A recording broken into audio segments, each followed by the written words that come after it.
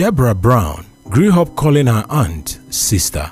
She remembers her storied life through the haze of childhood in segregated Kansas City more than a half-century ago. They were the fancy limos, the feared young relative to school and out for barbecue, the white-owned department store that opened its door just so Sarah Rector could shop, the rolling farmland where Rector would invite Brown's mother and the children for family gathering. Brown, then a grade scholar, living in a two-bedroom house with 3 siblings, her parents and grandmother marveled but didn't dare ask questions. "We're from a generation where you don't spread family business," said Brown, a very fit-looking 72-year-old with a short afro seated at the lobby of the apartment. Her mother, Rosa Rector, would simply say, "Aunt sister, can afford to do that," Brown said. That's the way she would put it. She can afford it. She never said she was rich. It wasn't until Brown was in her late teens, after Rector died in 1976 at the age of 65, that Brown realized Aunt's sister had indeed been rich, historically so. For the first time, Brown heard the word oil. Rector, whose relatives had been enslaved by Creek Indians and later lived among the tribe members in Oklahoma, was just 11 in 1913 when black gold was discovered on her allotment of tribal land. Rector became instantly wealthy. A guardian was appointed to manage young Sarah's income, and a judge oversaw the guardian. Along with the oil, the checks began to flow, as if by magic, to the rectors who, illiterate and barely scrabble by, knew little about managing money. The white-owned newspapers, seemingly unconstrained by facts and at the time human decency, were openly racist in their coverage. Rich Blood, a headline in the Washington Post, which described Rector in 1914 as an orphan, black and uneducated, yet worth more than $4 million. The truth, at the time, Rector was living with both her parents in a 2-room cabin, yet to become a millionaire, crossing that threshold at about 18 with oil earnings that would worth $14 million today. The sensationalism that dogged Rector in her youth has continued long after her death. In a role not unfamiliar to descendants of the historical figures, Brown said that she finds herself constantly playing rack role as journalist, an academic replica earlier eras. In the internet era, she said with a sigh, it sometimes seems like losing battle.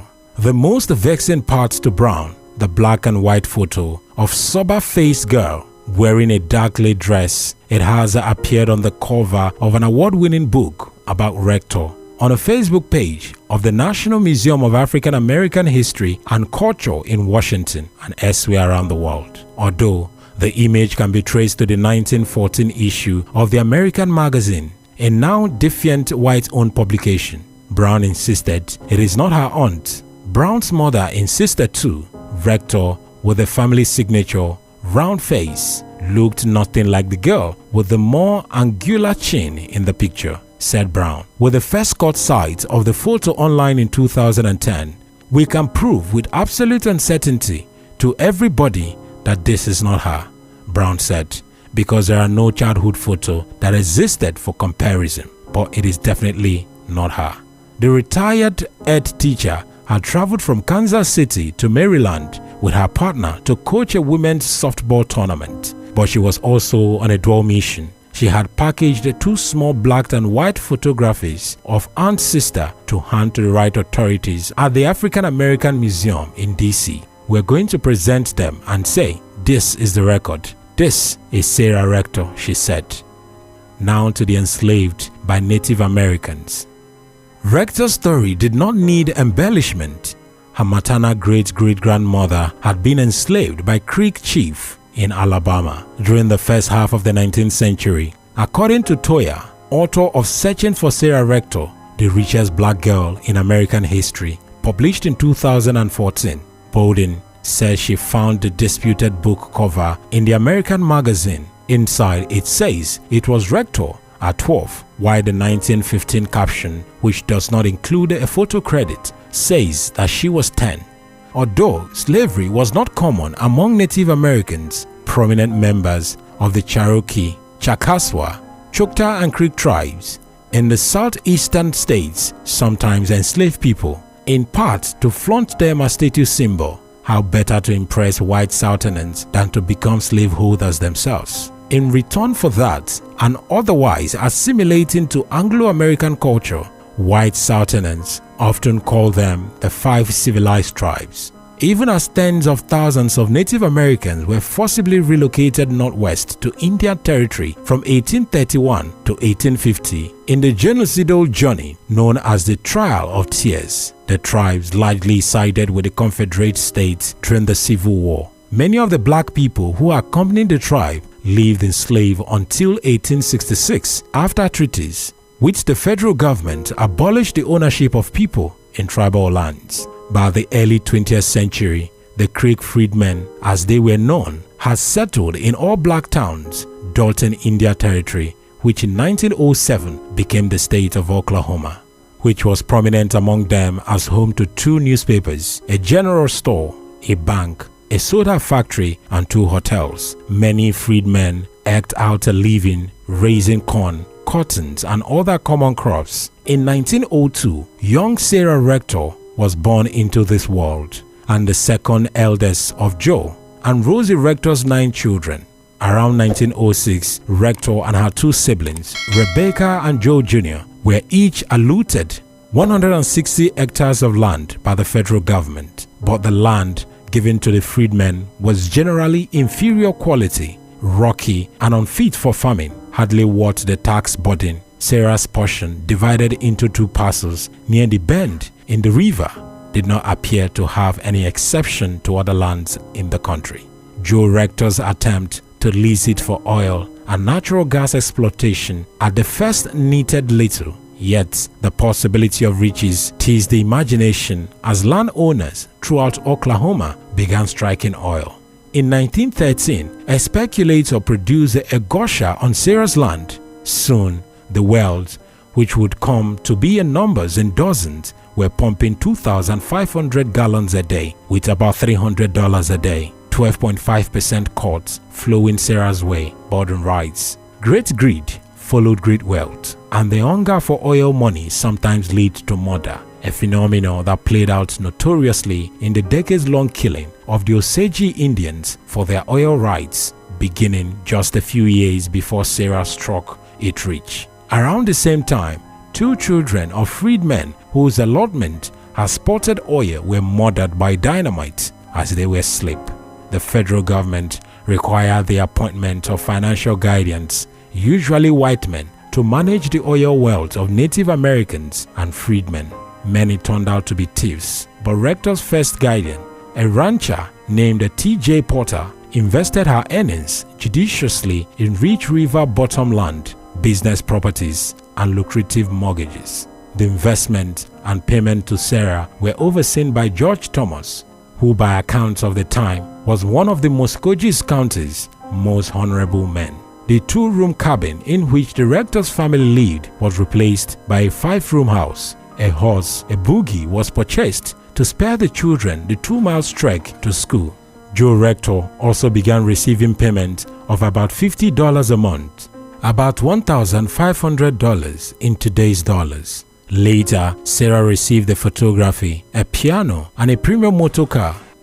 Sensationalist media coverage of the story. Yet, depending on the publication, the family was neither senselessly rich or persistently poor. The white-owned newspaper across the country heralded young Sarah as the world's richest Negro girl and gushed about her supposed fairy tale life, all the while suggesting that she was unworthy of it. Consider little Sarah Rector, unkept, illiterate, 12-year-old girl, half Negro, half Creek India, read a 1988 article published by the Oklahoma Event, managing 2 errors in the opening lines. Rector was about 16 then, and not half Creek. If Sarah had robbed Aladdin's lamp and commanded the jinn to provide every luxury her most vivid imagination could picture, the jinn's effort would yet be far removed from the actuality. The rags to riches story made its way around the world, with American newspapers reporting that several German youths wrote requesting the child's hand in marriage. For their part, black-owned newspaper, including the influential Chicago Defender, speculated that Rector's white guardian were taking advantage of her and shortchanging her education. Richest colored girl forced to live in shack, the defendant proclaimed. The facts include that Rector themselves had selected Porter, a family friend, went unacknowledged. W.E.B. Dubis, founder and editor of the Crisis magazine, set out to discover whether the reports were true. In response to Dubis' inquiry, the judge that was in charge of Rector wrote a letter to the famous black intellectual with frank accounting of spending on Rector's behalf. $54,490 in 8 months. The judge also approved money for Rector to attend children's schools at Muscogee Institute. Then, in 1917, the source of all the speculation vanished from Oklahoma, the high life in Kansas City. The Joe and Rosie Rector moved the family to Kansas City to escape the violent fates that befell too many oil-rich natives and freedmen, Brown assumed so.